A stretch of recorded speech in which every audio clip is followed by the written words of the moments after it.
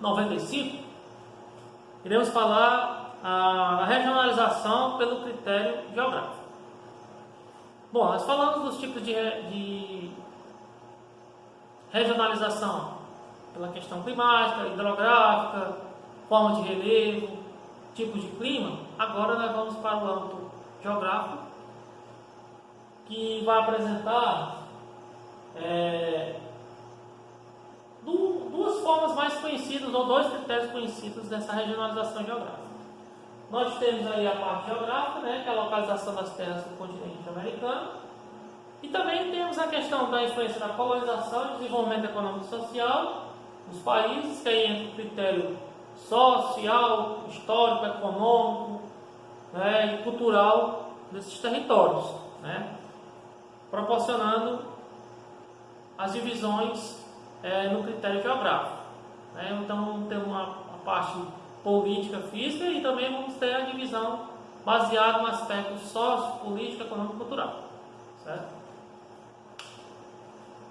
No critério geográfico, né, a divisão mais clássica, nossa, conhecida, é a divisão do território americano em duas grandes porções de terra, mais uma faixa de terra interligando essas duas grandes faixas de terra, conhecida das famosas Três Américas, né? A divisão clássica em América do Norte, América Central e América do Sul, como visualizamos aí no mapa, né? Nós temos aqui a América do Norte, né? Corresponde a 55% do território do continente americano, localizado totalmente no hemisfério norte. Essa porção é composta basicamente por três países independentes, no caso aqui é o Canadá, os Estados Unidos e o México. E temos uma porção territorial, que é a Groenlândia, essa parte mais ao extremo norte, que é um território que até hoje ainda é administrado pela Dinamarca, apesar de estar localizado no continente americano, mas é um território administrado pela Dinamarca, que é um país europeu. Na parte central, nós temos aqui o Istmo, né, que é a América Central, composta por essa pequena faixa de terra, que corresponde a 2% das terras do continente. E a América Central é dividida na parte Istmo, a parte continental, e a parte insular, que são as ilhas, né, do Caribe, que compõem os diversos países do território chamado América Central. Além de países, né, as ilhas, existem territórios que ainda são administrados ou, podemos dizer assim, entre aspas, colonizados, né, mas são ainda territórios que ainda pertencem às antigas potências europeias que colonizaram durante os séculos XV e XVI. Né? Vão ter ilhas que são administradas pelo Reino Unido, pela França, pela Holanda, e também territórios como o de Porto Rico, que ainda é território que é administrado pelos Estados Unidos. Por fim, temos aqui a América do Sul, corresponde a 43% do território da América do Sul, composto por 12 países independentes e um território administrativo, né? Que no caso é a Guiana Francesa, que é um território administrado pela França, ou seja, a Guiana Francesa ainda é território francês, até os dias de hoje. E os 12 países, né, da América do Sul, dentre eles o Brasil, e vale ressaltar que esse território, parte dele fica cortado pela linha do Equador, e também fica na parte próximo ao Trópico de Câncer, de Capricórnio, e outras porções territoriais compostas nessa porção da América do Sul.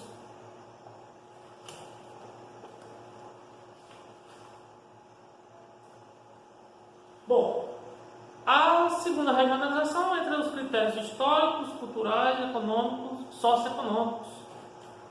E aí, nessa proposta, dividiu-se o continente americano em duas porções: a América Latina e a América Anglo-Saxônica.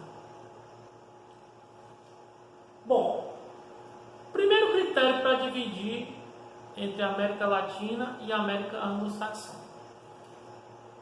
Então, o primeiro critério que foi utilizado até então é os países que foram historicamente colonizados,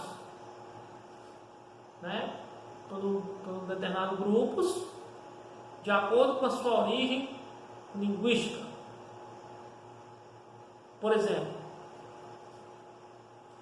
países como México, como Argentina, Brasil, Peru, né, o Haiti, por exemplo, são considerados países da América Latina pelo fato de eles terem sido colonizados por países em cuja sua língua é da origem do latim, como o português, o espanhol e o francês, de certa forma. Já a América Anglo-Saxônica encontra também a questão dos Estados Unidos e o Canadá, ou parte dele, por ter sido colonizados pela Inglaterra. Então, esse foi o primeiro critério de formação ou dividir o território americano entre a América Latina e Anglo-Saxônica. Entretanto, esse critério passou por outros aspectos, outras denominações. Ou seja, então o critério linguístico não é mais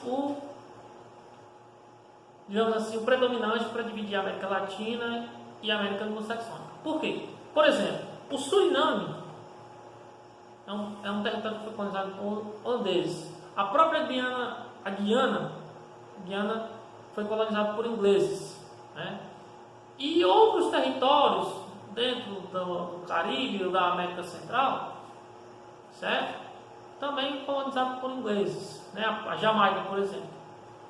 Entretanto, o que foi caracterizado para essa divisão entre a América Latina e a América Saxônica entrou o critério sociopolítico-econômicos, né? Como, por exemplo, a predominância da religião católica nesses territórios e o desequilíbrio das condições socioeconômicas da população, muitos de seus habitantes vivendo abaixo da linha da pobreza. Ou seja, o critério socioeconômico é determinante. Ou seja, então os países, por exemplo, que apresentam hoje uma condição econômica não tão significativa, não tão evoluída, ou não tão forte, e boa parte da população vive abaixo da linha da pobreza, então esse critério classificou basicamente os países em América Latina. Então, por exemplo, os países em desenvolvimento, né, ou os menos desenvolvidos do continente americano fazem parte da América Latina, independente da sua origem linguística. E os países mais desenvolvidos, que no caso só são dois, que é o Canadá e o México, eles são considerados América Anglo-Saxônica pelo fato de apresentar a economia mais desenvolvida, certo? Bom, um dos critérios para a questão dessa definição de América Latina, por exemplo, está ligado ao aspecto colonial. Boa parte desses territórios aqui na América Latina seriam como colônias de exploração, né, utilizando a mão de obra escrava para o cultivo na produção agrícola de exportação, né, como o caso aconteceu da produção da cana-de-açúcar. Utilizou-se bastante a mão de obra escrava africana ou indígena, principalmente nas porções em que houve a colonização espanhola na extração de metais como a prata, por exemplo. Então, e que até hoje, parte dos territórios, ou praticamente todos os países que compõem a América Latina, dependem muito ainda do sistema econômico de exportação de matérias-primas. Ou seja, a colonização basicamente se encerrou, mas o processo econômico desenvolvido na época da colonização prevalece até os dias atuais, né? De exportar matéria-prima e importar produtos ligados ao setor industrial e principalmente para o desenvolvimento tecnológico mais avançado.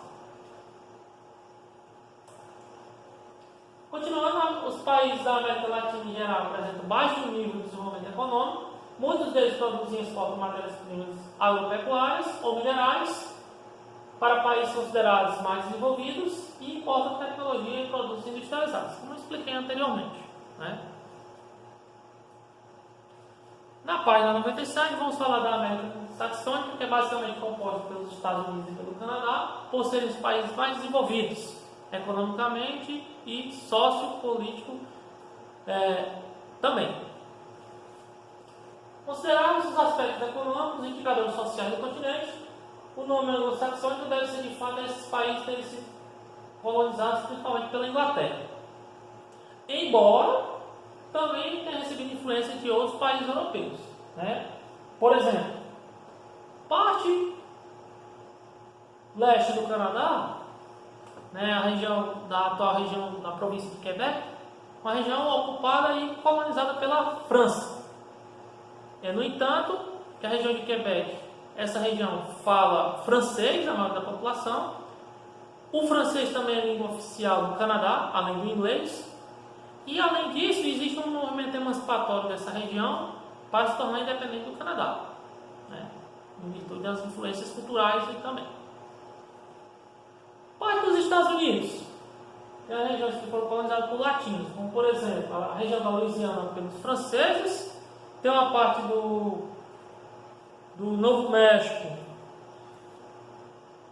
do Arizona, se não me engano do Texas, uma parte aí do centro-sul dos Estados Unidos foram colonizados por espanhóis.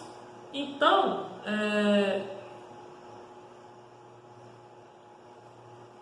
pelo critério linguístico ou colonizador, né, não daria para definir quem seria a América anglo-saxônica ou a América Latina. Então, o critério que prevalece mesmo nessa definição, nessa divisão territorial, é o critério socioeconômico.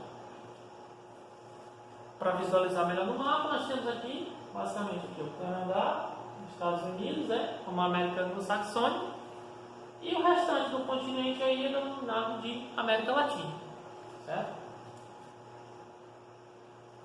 Aí aqui no nosso livro tem aí os idiomas oficiais de alguns territórios, né? Por exemplo, na cor rosa, né, são os países que falam espanhol.